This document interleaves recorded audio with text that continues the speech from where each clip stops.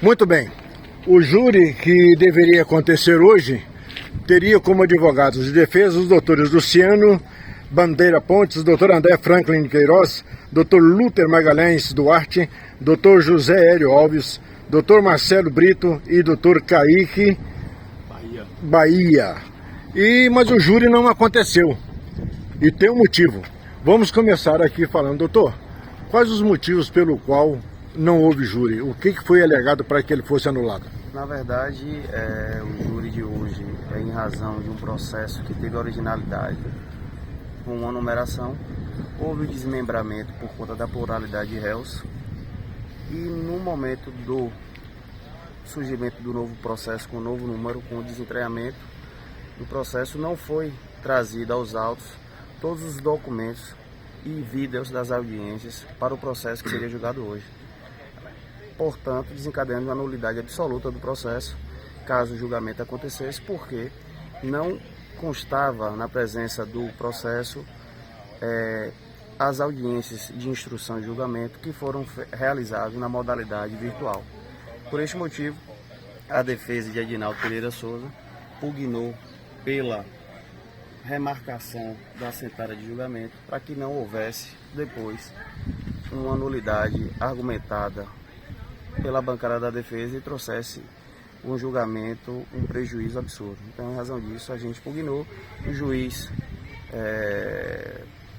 inicialmente não queria a remarcação, mas a defesa foi contundente. Todos os advogados aqui presentes se manifestaram sobre esse fato e foi conjuntamente até mesmo com o Ministério Público aconselhado para que ele fizesse a remarcação, e assim ele remarcou o júri para uma nova data que ficou para o dia 20 de novembro.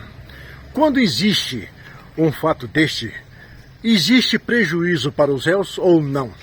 Olha só, a decisão que suspendeu a sessão de julgamento na data de hoje e remarcou para o dia 20 de novembro, ela foi uma decisão completamente acertada, tendo em vista que os elementos que não constavam no processo são elementos imprescindíveis para o desenvolvimento do julgamento e, sobretudo, para que os verdadeiros juízes da causa, os jurados, eles tenham noção integral do que foi produzido desde o nascedouro, desde a investigação policial e, ao final, tenha a consciência limpa, tranquila e a lisura para efetuar o julgamento justo de acordo com vossas consciências. Então, acredito que o prejuízo maior seria se Edinaldo Pereira Souza e os outros réus fossem submetidos ao julgamento na data de hoje, sem que houvesse todos esses elementos probatórios que são, como eu falei anteriormente, imprescindíveis ao desenvolvimento do processo, sobretudo do julgamento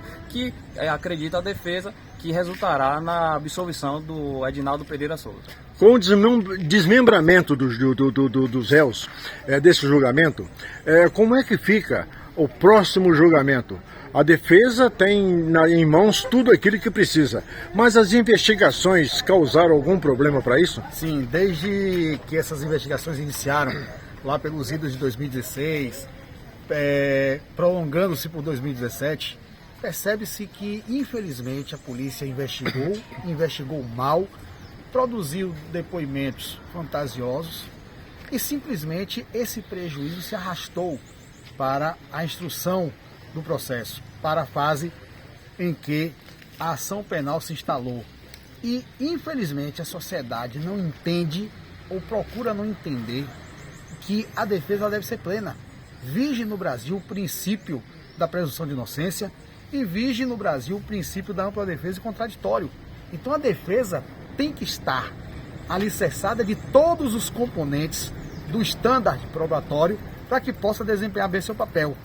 Porque uma justiça capenga, com falhas e com o objetivo exclusivo de prejudicar os réus, ela é uma justiça tendenciosa, ela é uma justiça que não cumpre o seu papel e, infelizmente, traz uma imagem para a sociedade de justiça com um viés. E aqui, hoje, a bancada da defesa, de forma uníssona, propôs essa suspensão dessa assentada de julgamento e o juiz percebeu.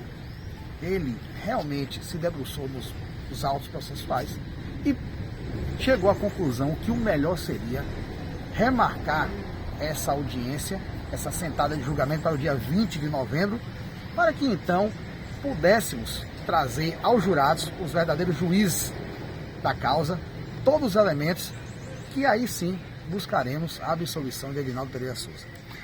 Doutor, independente do resultado, da condenação ou não, como é que fica agora para o dia 20 de novembro?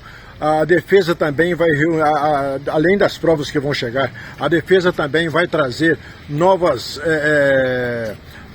ideais, novas ideias e novas contundências para liberar o seu réu? Bom, primeiro a defesa gostaria de registrar que não houve nenhum desmembramento. O que houve foi um adiamento que partiu da defesa de um dos réus do processo que ia ser submetido a julgamento na data de hoje, e o magistrado, atento e de forma correta, atendeu essa solicitação que foi muito bem encaminhada pelos advogados do réu Edinaldo. E Edinaldo é o Dada, ou não? é o vulgarmente conhecido como Dada. Dada. Então a defesa do Wellington e do Hélio também, que é patrocinado pelo Dr. Kaique Brito, entendendo que não existiam de fato essas mídias da instrução da primeira fase do júri, e isso causaria um prejuízo aos réus que ali iam ser submetidos a julgamento, também pugnaram, né, endossaram o requerimento formulado pelos advogados do réu Edinaldo. Em relação à pergunta que foi formulada no que tange à produção de novas provas, a defesa tem total ciência dos documentos que devem ser demonstrados e apresentados aos jurados, e isso provavelmente ocorrerá no momento oportuno, sobretudo na sessão de julgamento que ocorrerá na data de 20 de novembro do mês subsequente. Para o portal de notícias Rota51.com, jornalista Paulo Barbosa.